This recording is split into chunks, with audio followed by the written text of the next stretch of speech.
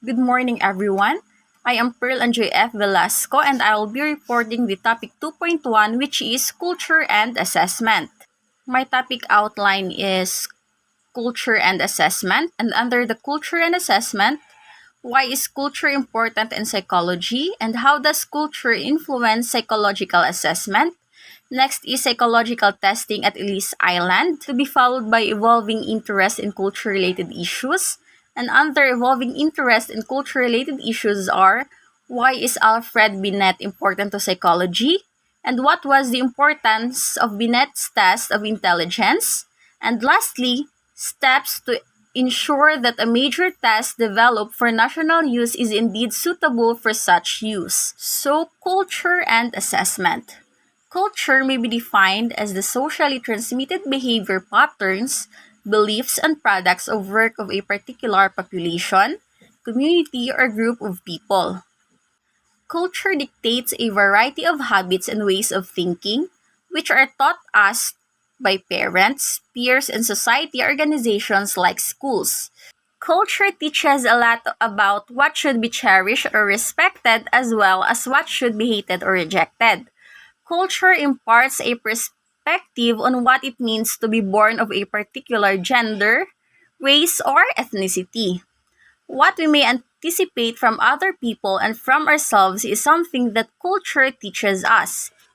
Indeed, the influence of culture on an individual's thoughts and behavior may be a great deal stronger than most of us would acknowledge at first blush. The influence of culture in numerous elements of measurement has drawn the attention of professionals working in the assessment industry. As a result of this sensitivity, cultural considerations are given more weight when developing and using tests, making decisions based on test results, and other test related activities. Sadly, it wasn't always like that. So, why is culture important in psychology? Culture influences psychological processes. Individual thoughts and actions influence cultural norms and practices as they evolve over time. And these cultural norms and practices influence the thoughts and actions of individuals. Next is how does culture influence psychological assessment? Culture shapes psychology. Cultural belief systems are behind the way that an individual interprets and copes with problems and equally dictates their help seeking, support networks, and fear of stigma. This poses a number of expectations on the skills of psychologists and psychotherapists. Now let's proceed to testing immigrants at Ellis Island. This photograph was taken in 1917, shows an examiner at the U.S. Immigration Center at New York's Ellis Island administering a mental test to a newly arrived immigrant. This was called as a psychological testing at Ellis Island. Immigrants coming to America via Ellis Island were greeted not only by the Statue of Liberty, but also by immigration officials ready to evaluate them with respect to physical, mental, and other variables. Here, a black design test, one measure of intelligence, is administered to a would-be American. Immigrants who failed physical, mental, or other tests were returned to their country of origin at the expense of the shipping company that had brought them. Critics would later charge that at least some of the immigrants who had fared poorly on mental tests were sent away from our shores not because they were actually mentally deficient, but simply because they did not understand English well enough to follow instructions. Critics also questioned the criteria on which these immigrants from many lands were being evaluated. Let's proceed to evolving interest in culture-related issues. Soon, Alfred Binet introduced intelligence testing in France. The U.S. Public Health Service began using such tests to measure the intelligence of people seeking to immigrate to the United States. That was stated in Figure 2.2. Henry H. Goddard, who had been highly instrumental in getting Benet's test adopted for use in various settings in the United States, was the chief researcher assigned to the project. So Henry Goddard shall be given emphasis on the later part of the report. So let's proceed to why is Alfred Binet important to psychology. Alfred Binet was born July 8, 1857 and died October 18, 1911 at Paris.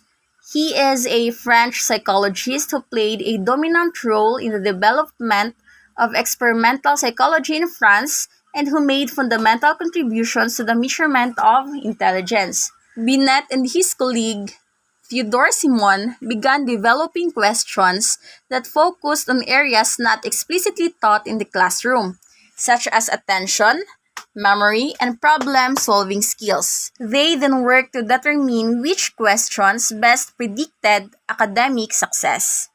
So what was the importance of Binet's test of intelligence? While Binet's original intent was to use the test to identify children who needed additional academic assistance, the test soon became a means to identify those deemed feeble-minded. So this is the photo of Alfred Binet. Early on, Goddard raised questions about how meaningful such tests are when used with people from various cultural and language backgrounds. Goddard in 1913 used interpreters in test administration, employed a bilingual psychologist, and administered mental tests to selected immigrants who appeared to have intellectual disability to trained observers. Although seemingly sensitive to cultural issues in assessment, Goddard's legacy with regard to such sensitivity is, at best, controversial. Goddard found most immigrants from various nationalities to be mentally deficient when tested. In one widely quoted report, 35 Jews, 22 Hungarians, 50 Italians, and 45 Russians were selected for testing among the masses of immigrants being processed for entry into the United States at Ellis Island. Reporting on his findings in a paper entitled Mental Test and the Immigrant, Goddard concluded that in this sample, 83% of the Jews, 80% of the Hungarians, 79% of the Italians, and 87% of the Russians were feeble-minded. So feeble-minded was a person who are unable to make intelligent decisions or judgments, or also impaired in intellectual ability. Although Goddard had written extensively on the genetic nature of mental deficiency, it is to his credit that he did not summarily conclude that these test findings were the result of hereditary. Rather, Goddard wondered aloud whether the findings were due to hereditary defect or apparent defect due to deprivation. In reality, the findings were largely the result of using a translated Binet test that overestimated mental deficiency in native English-speaking of populations, let alone immigrant populations. As for the psychological testing at Ellis Island, those who fail the test is not because of hereditary, but because they cannot understand the language well that leads them of not understanding the instructions.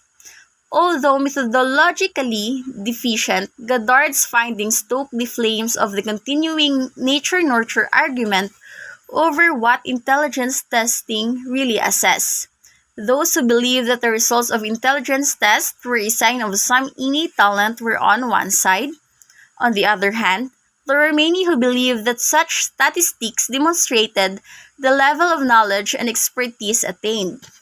In these chapters close-up, more information is provided on the immensely important Henry Goddard and his most continuous career. If language and culture did indeed have an effect on mental ability test scores, then how could a more unconfounded or pure measure of intelligence be obtained?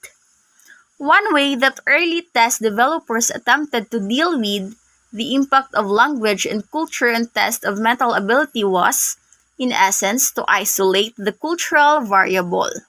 So-called culture-specific tests are tests designed for use with people from one culture but not from another.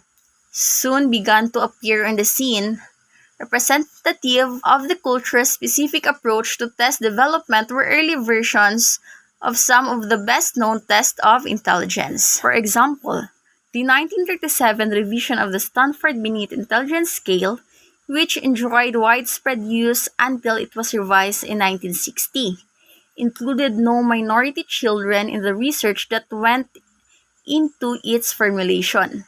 Similarly, the Wechsler-Believe Intelligence Scale, forerunner of a widely used measure of adult intelligence, contained no minority members in the samples of test takers used in its development, although a large number of blacks had, in fact, been tested.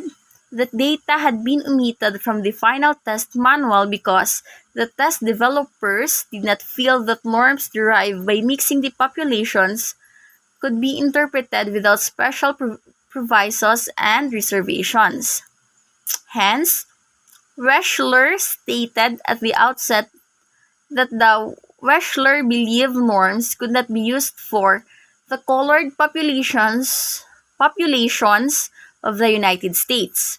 In like fashion, the inaugural edition of the Wechsler Intelligence Scale for Children, first published in 1949 and not revised until 1974, contained no minority children in its development.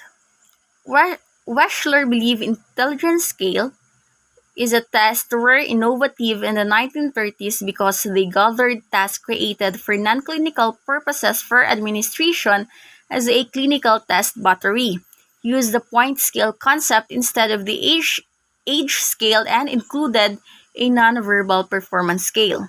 The Wechsler Adult Intelligence Scale is an IQ test designed to measure intelligence and cognitive ability in adults and older adolescents.